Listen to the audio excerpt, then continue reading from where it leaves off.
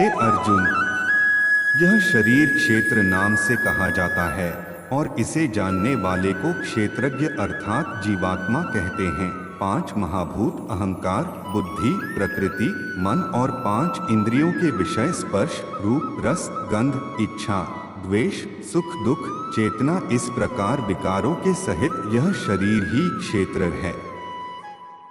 संपूर्ण विकार तथा पदार्थ प्रकृति से ही उत्पन्न होते हैं और दोनों ही अनादि हैं।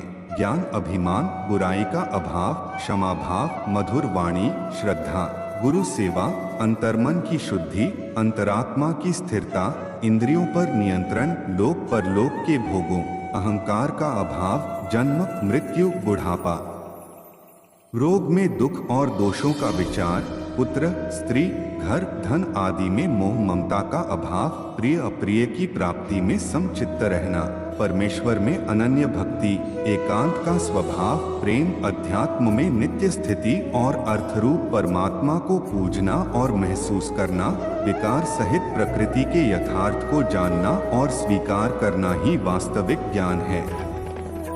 और जो इससे विपरीत है वह अज्ञान है। इस देह में स्थित आत्मा वास्तव में परमात्मा ही है, जो आकाश के समान एक रूप होने पर भी सभी जीवात्माओं में अलग सा स्थित प्रतीत होता है। जैसे सर्वत्र व्याप्त आकाश कहीं भी धरती से लिप्त नहीं होता, वैसे ही आत्मा शरीर में रहते हुए भी उसके गुण दोषों से लिप्त नहीं होती। जिस प्रकार एक ही सूर्य इस संपूर्ण ब्रह्मांड को प्रकाशित करता है, उसी प्रकार आत्मा शरीर को प्रकाशित करती है।